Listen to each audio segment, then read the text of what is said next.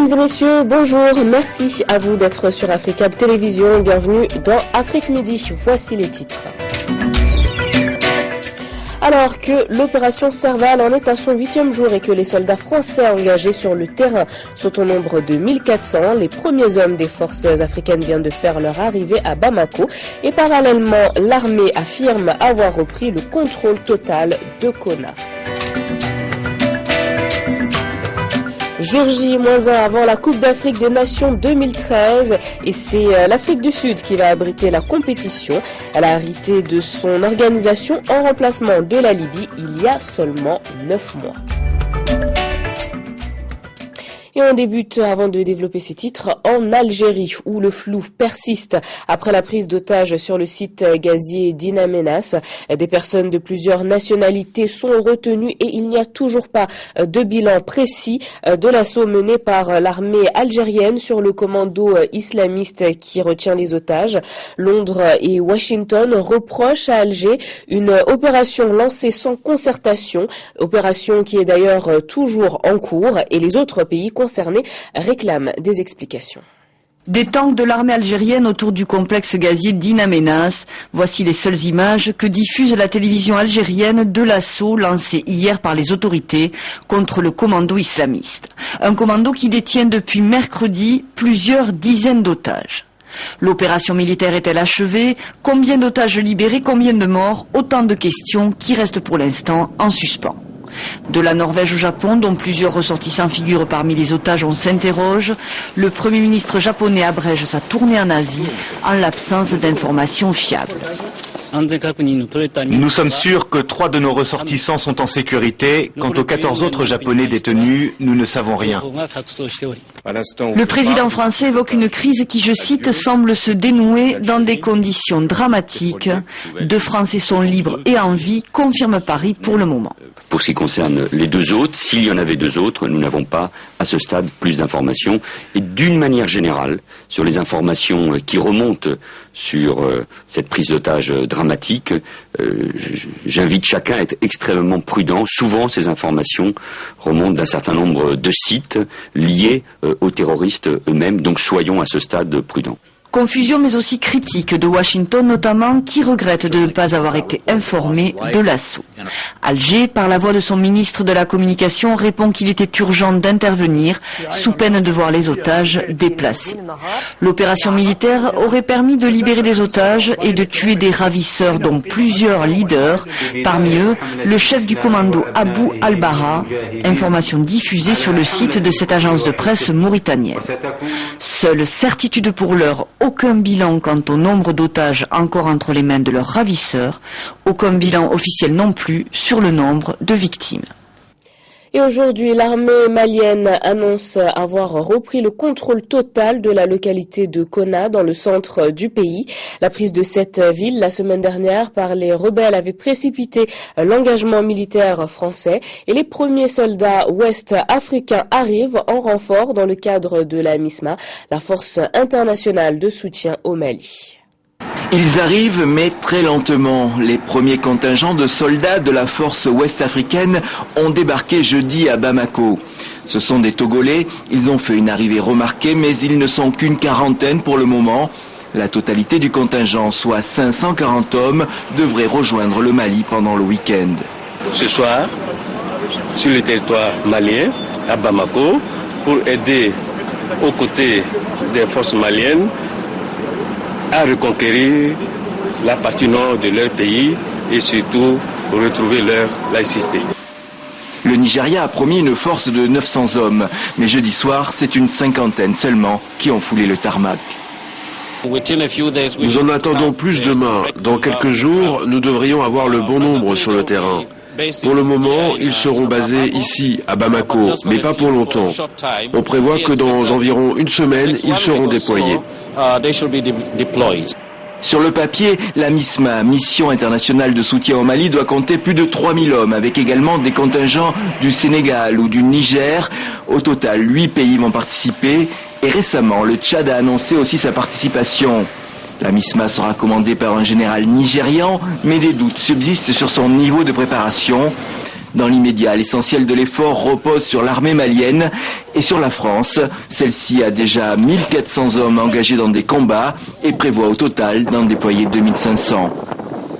On reste sur cette actualité. Le président ivoirien vient d'effectuer une visite de travail en Allemagne. À Berlin, Alassane Ouattara a rencontré la chancelière Angela Merkel. Et entre eux, il a été question de la réconciliation nationale en Côte d'Ivoire, de la coopération bilatérale, ainsi que de la situation sécuritaire en Afrique de l'Ouest.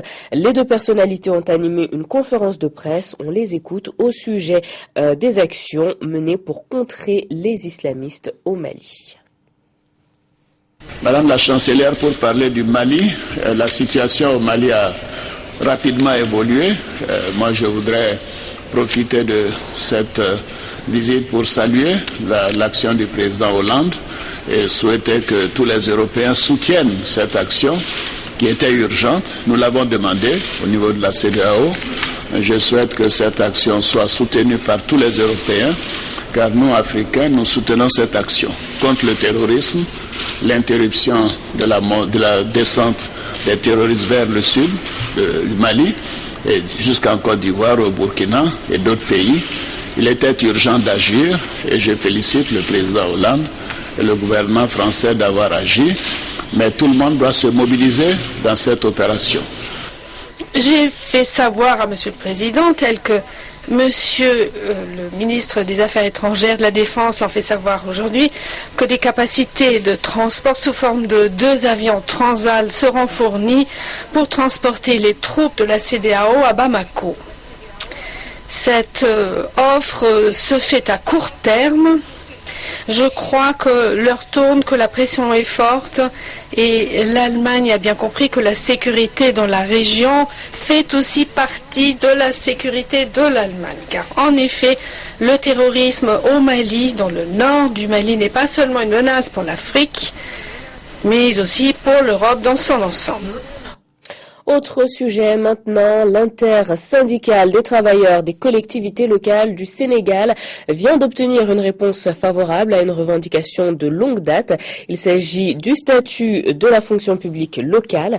À l'issue des négociations visant à l'adoption de ce statut, un point de presse a été organisé au ministère des collectivités locales. Le combat aura duré plus d'une décennie, mais les acteurs n'ont jamais baissé les bras. Cette énième rencontre marque l'aboutissement d'un long processus, celui des négociations portant sur le statut de la fonction publique locale. La rencontre en fait marque la fin d'une crise, ou bien la fin d'une crise qui a été annoncée. Et je pense que nous allons rentrer dans une dynamique de concertation, de conciliation, pour que le statut de la fonction publique locale, qui est un statut qui est tant revendiqué par les travailleurs de collectivités, soit enfin effectif. Désormais, les travailleurs des collectivités locales bénéficieront des avantages liés à la fonction publique, surtout en termes de sécurité. L'intersyndicale salue le dynamisme et l'expertise de la tutelle. Vous faites partie quand même d'un des responsables qui a le mieux compris que c'est dans le dialogue, c'est dans la paix qu'on peut construire. Et construisons ensemble. Nous sommes prêts à le faire. Et nous allons démontrer à travers nos mandats qui seront dans les commissions paritaires notre savoir-faire, comme nous l'avons toujours fait, pour que nous puissions en tout cas tourner définitivement la page, n'est-ce pas, de ce statut. Adopter ce statut voudrait dire que les travailleurs des collectivités seraient en meilleure sécurité dans le cadre de leur emploi. Et je pense que ça, c'est tout à fait légitime que les travailleurs revendiquent ce point. Et je pense que nous sommes disposés à les accompagner, à faire de sorte que ce statut soit rapidement mis en place. Un conseil supérieur de la fonction publique sera à cet effet institué. Il sera l'organe consultatif dont la mission est de donner des avis et formuler des recommandations sur toutes les questions relatives à la fonction publique locale.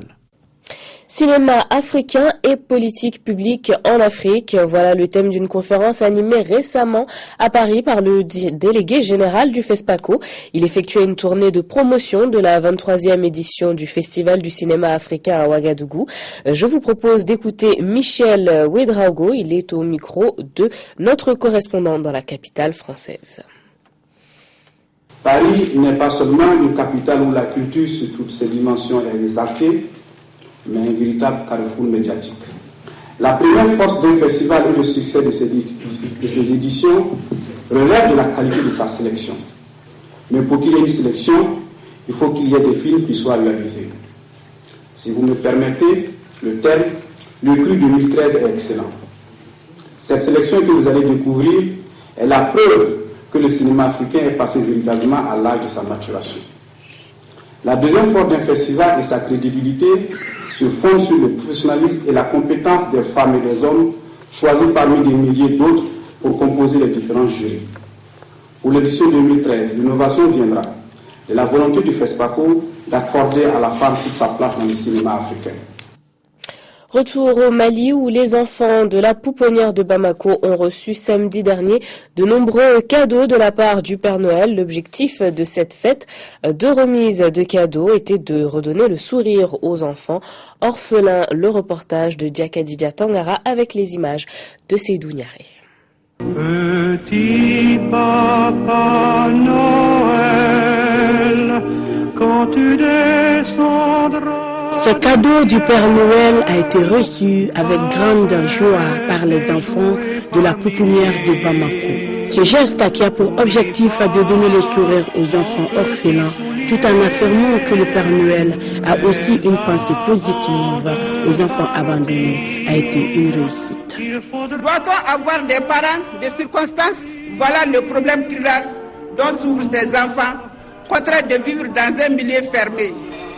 C'est pour cette raison que nous apprécions cette fête à sa juste valeur et espérons la pérenniser, le mieux organiser d'autres fêtes pour le plein épanouissement de nos enfants. Les enfants de la pouponnière vous remercient. Vous remercie pour cette initiative. Un adage dit, donner le sourire aux enfants, c'est toucher le cœur des grandes personnes, surtout aux enfants orphelins. On termine avec du sport. Si les Vuvuzela vous ont manqué, eh bien ils vont faire leur retour dès demain car c'est en effet l'Afrique du Sud qui abrite la CAN 2013. Le pays assure un remplacement décidé il y a moins d'un an et même si les infrastructures sont là, l'organisation risque d'être bien différente de celle de la dernière Coupe du Monde. 2 ans après le mondial, les supporters de foot sud-africains ressortent Vuvuzela. Leur pays s'apprête en effet à accueillir la Coupe d'Afrique des Nations. Initialement, c'est la Libye qui devait organiser la CAN 2013, mais elle a dû se retirer de la course il y a 9 mois. L'Afrique du Sud a donc eu peu de temps pour se préparer. Heureusement, grâce à la Coupe du Monde, elle avait déjà des stades à la hauteur de l'événement, de Johannesburg à Port-Elizabeth, en passant par Rustenburg, Nelspruit et Durban. Je crois que si nous avions eu 2 ans pour l'organisation et tout cela, nous aurions pu faire un meilleur usage des avantages de la Coupe du Monde. Là, 9 mois, c'était très serré. Et quand on travaille avec un calendrier serré comme ça, certaines choses tombent à l'eau. Plusieurs projets ont dû être revus à la baisse, faute de financement. Les organisateurs n'ont toujours pas atteint l'objectif de 500 000 tickets vendus. Il faut dire que ces tickets sont disponibles uniquement dans certains supermarchés et sur Internet, et qu'aucun des deux n'attire vraiment les fans historiques. L'Afrique du Sud doit aussi lutter pour les finances, et côté sponsor, la CAN est loin d'attirer autant que la Coupe du Monde. L'Afrique a donc dû s'appuyer sur des subventions publiques, arrivées en décembre seulement. Résultat, seul l'objectif numéro 1, garantir la sécurité des joueurs et des spectateurs, a été atteint. Il n'y a pas de menace majeure, mais bien sûr nous avons des agents en place aux frontières pour contrôler les mouvements, des agents aussi pour contrôler les mouvements de foule, et les dispositifs de sécurité au niveau des routes et de tous les sites sont déjà en place. Les organisateurs espèrent tout de même que tout se passera aussi bien que lors du Mondial 2010 et que cette réussite éclipsera vite les critiques sur la manière dont cette CAN a été organisée. Voilà pour Afrique Midi. Merci de votre fidélité. Ne manquez pas à partir de 19h45 Afrique Soir. D'ici là, passez une excellente journée sur notre chaîne ainsi qu'un excellent week-end.